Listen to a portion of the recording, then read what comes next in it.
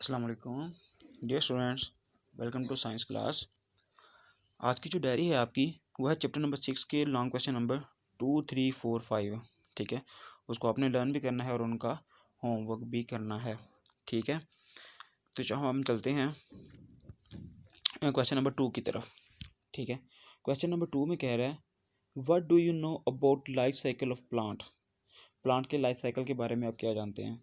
तो उसका जो आंसर है वो क्या है, प्लांट्स हैव 3 लाइफ साइकिल्स। तीन, जो प्लांट्स है ना उसमें 3 तरह के लाइफ साइकिल्स हो सकते हैं। जैसा कि हमने जब रीडिंग में मैंने आपको बताया था कि जो लाइफ साइकिल है उसका मतलब है कि कंप्लीट उसका पीरियड के उसके ग्रो करने से उसके डाई होने तक जो कंप्लीट प्रोसेस है वो कितनी देर में कंप्लीट होता है। कहता है कुछ ऐसे प्लांट्स हैं जो सिर्फ 1 साल के अंदर अंदर ही ग्रो करते हैं और डेड हो जाते हैं, और कुछ जो है 2 साल तक सर्वाइव कर सकते हैं, और कुछ ऐसे हैं कि जो कंटिन्यूसली है, मतलब सीज़न वाइज वो ग्रो करते रहते हैं।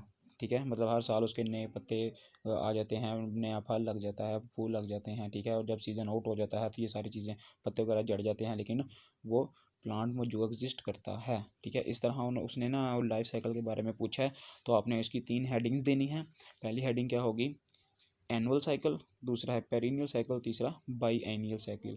जो एनुअल साइकिल है, एनुअल का आपको पता है कि एनुअल का मतलब क्या होता है, 1 साल, तो इसलिए कहता है एनुअल साइकिल का मतलब है in this cycle plants live only for 1 year. तो 1 साल तक जिंदा रहते हैं। In spring a new plant grows and in winter plants die. कहता है स्प्रिंग में नया पौधा बाहर में उगता है। ठीक है, और विंटर में जब सर्दियाँ आ जाती हैं तो वो प्लांट डाई हो जाता है, ख़त्म हो जाता है। ठीक है, आगे पेरिनियल प्लस साइकिल क्या होता है, in this cycle plants keep growing year after year. तो इसमें प्लांट तो मौजूद रहता है, वो ट्री बन जाता है, ट्री तो मौजूद रहता है, लेकिन हर साल वो ग्रो करता है। ठीक है, जब उसका सीज़न आता है। और अब बाई एनियल क्या है, बाई का मतलब होता है 2।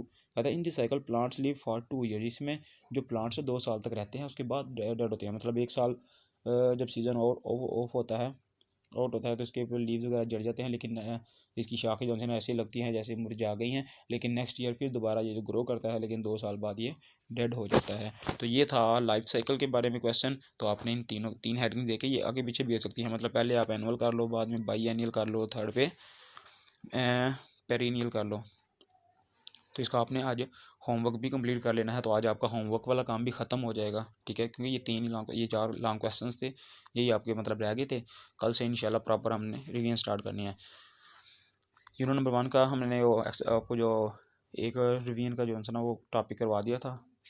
तो अब नेक्स्ट कल हम इंशाल्लाह चैप्टर 1 के शॉर्ट क्वेश्चन और लॉन्ग क्वेश्चन की रिवीजन स्टार्ट करेंगे। तो आज हम इसको वाइंड अप करते हैं सिलेबस को। क्वेश्चन नंबर 3 है, कहता है draw a diagram of label diagram of flower. कहता है फ्लावर का डायग्राम दी हुई है, इसको लेबल करें। आपको पता ना कि पेपर में ऑब्जेक्टिव में भी 5 नंबर का आपको क्वेश्चन आ जाता है, एक डायग्राम दी जाती है ऐसे ही, तो आपने उनको जो है ना ये लेबल करना होता है। अब ये लॉन्ग में भी आपको आ सकता है। ठीक है, क्योंकि लॉन्ग का प्रॉपर ये क्वेश्चन है, तो आपको मैंने उस दिन इसके 3 चीज़ें तो आपको पता होनी चाहिए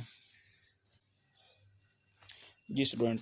तो आपने मतलब इसको याद करने से पहले आपको एक चीज़ मैंने बताई थी कि इसमें एक मेल पार्ट भी होता है फ्लावर का, और एक फीमेल पार्ट भी होता है। तो मेल पार्ट से पोलन निकलते हैं और कहाँ पे जाते हैं, स्टिग्मा की तरफ। तो इसका मतलब है आपने एंथर जहाँ से पोलन निकलते हैं वो भी आपने नाम सुना होगा। स्टेमन इसका मेल पार्ट है, ये भी नाम पहले सुना होगा। स्टिग्मा इसका फीमेल पार्ट है, ये भी आपने पहले नाम सुना हुआ है। और ओवरी जिसके अंदर ओव्यूल बनते हैं, ठीक है, तो वो भी आपने देखा होगा जहाँ फर्टिलाइजेशन होती है। ठीक है, पेटल पत्तियों का भी बारे में आप जानते हैं। तो इस तरह ये देखें, सबसे पहले ये जो स्टेमन है ये मेल पार्ट है, इसमें क्या क्या आ जाता है, इसमें एंथर आ जाएगा और फिलामेंट आ जाएगा। ठीक है, बुक पर जो डायग्राम बन रही है ना, तो वहाँ से आप उसको देख के लेबल कर लीजिएगा। तो समझ इधर से लें, कहता है जो स्टेमन कौन सा है, इसका मेल पार्ट है, उसमें क्या है, एंथर और फिलामेंट। ठीक है, एंथर इसका टॉप पॉइंट है जहाँ से पोलन निकलते हैं। उसके बाद नीचे आप देख लें, ये पिस्टल है जिसमें स्टिग्मा आ जाता है। स्टिग्मा क्या आ जाता है, इसका फीमेल पार्ट, मतलब यहाँ से एंथर से स्टिग्मा पे क्या गिरते हैं, पोलन्स। तो ये स्टिग्मा होगा, स्टिग्मा के नीचे ये मतलब उसका जो रॉड है उसको उसने स्टाइल कह दिया, और ये ओवरी है जो सर्कल्स बना हुआ है इसको कहते हैं ओवरी। ओवरी के अंदर क्या होता है, ओव्यूल, आपने ये भी पढ़ा था। उसके बाद कहता है ये सेपल है, और ये रिसेप्टेकल है, और ये पेडिसल है। मतलब इसका ये जो नेम है, 2 3 तो आपने इनके फंक्शंस भी पढ़े हुए हैं। स्टेमन का फंक्शन क्या है, यहाँ से क्या चीज़ें निकलती हैं, यानी कि पोलन निकलते हैं। स्टिग्मा के बारे में भी आपने पढ़ा हुआ है, ओवरी के बारे में भी आपने मतलब डिटेल से पढ़ा हुआ है। तो इस तरह आपने ये लेबल कर लेना है। नेक्स्ट हम चलते हैं क्वेश्चन नंबर 4 की तरफ। कहते हैं draw sketch by which process of photosynthesis explained. कहते हैं कैसा स्केच ड्रा करो ठीक है। स्केच ड्रा करो जिससे आपको फोटोसिंथेसिस का समझ आ जाए। तो इसमें कोई मुश्किल नहीं है। अब देखो आप डायग्राम इसकी कितनी आसान सी बनी हुई है। सबसे पहले आप सर्कल लगा के उसके ऊपर आप ये ट्रायंगल्स बना दो, या आप जो है ना वो मार्कर के साथ ऐसे लाइंस भी लगा सकते हो, ठीक है, सूरज बनाने के लिए। जैसे भी आपको मतलब प्रॉपर इसकी शेप पसंद है तो आप इसको बता दो, बस पता चलना चाहिए। मतलब बस हाथ लिख दीजिएगा ये सन है, वहाँ से एरो लगा दोगे, यानी कि यहाँ से एनर्जी आ रही है, यहाँ से एनर्जी आ रही है, ठीक है। एनर्जी आ रही है तो ये आगे कहता है कि आपने एक क्लोरोप्लास्ट है, तो इसमें आपने ये मतलब ये ऐसे लाइंस लगा देनी है। तो इसका मतलब क्या है कि इसमें रिएक्शन हो रहा होता है। क्या क्या चीज़ें, तीन आपको पता ना, तीन चीज़ें चाहिए होती हैं इसको रिएक्शन के फोटोसिंथेसिस करवाने के लिए। एक तो ऊपर से आपको ना इस एरो से आपको पता है इसमें एनर्जी आ रही है प्लांट, मतलब प्लांट के ऊपर।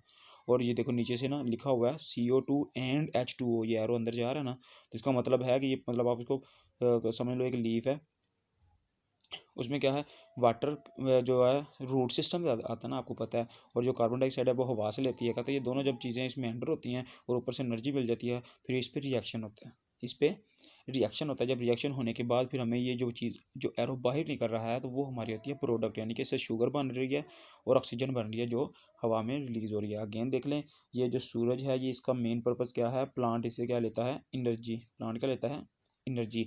उसके बाद इसको फोटोसिंथेसिस के लिए कार्बन डाइऑक्साइड की ज़रूरत होती है। ये कार्बन डाइऑक्साइड जिसको CO2 कहते हैं, ठीक है, ये हवा से ले लेता है। और उसके बाद इसको वाटर भी चाहिए, प्लस वाटर लिखा हुआ है, इसका मतलब है वाटर की भी ज़रूरत है। तो वाटर का जो है ना वो सोर्स क्या है, ज़मीन है, यानी कि रूट सिस्टम से वाटर आ जाता है।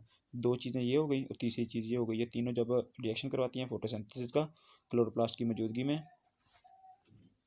तो क्या होता है, ये एरो बाहर निकलने का मतलब है, ये जो एरो जो है ना वो इसकी डायरेक्शन बता रही है कि यहाँ से ये चीज़ें बन रही हैं। ये देखो ना, ये एरो अंदर की तरफ जा रहा है, मतलब ये यूज़ हो रही हैं चीज़ें। और जो बाहर आ रहा है एरो, इसका मतलब है ये बन रही हैं चीज़ें प्रोडक्ट के तौर पे। इसमें शुगर होगी, ठीक है, जो उनकी फूड होती है, और ऑक्सीजन होती है, ठीक है, जो ऑक्सीजन फिर ह्यूमन बींग सांस लेने के लिए इस्तेमाल करते हैं। तो ये था कंप्लीट फोटोसिंथेसिस का प्रोसेस, ठीक है। इसमें प्रोडक्ट अगर पूछा जाए फोटोसिंथेसिस में क्या है, तो आपने कहना है शुगर है और ऑक्सीजन है। तो रिएक्टेंट पूछा जाए तो आपने कहना है कार्बन डाइऑक्साइड, वाटर और एनर्जी। नेक्स्ट हम चलते हैं क्वेश्चन नंबर 5 की तरफ। कहता है what is the contribution of plant to world ecosystem. World ecosystem में इसकी कंट्रीब्यूशन क्या है।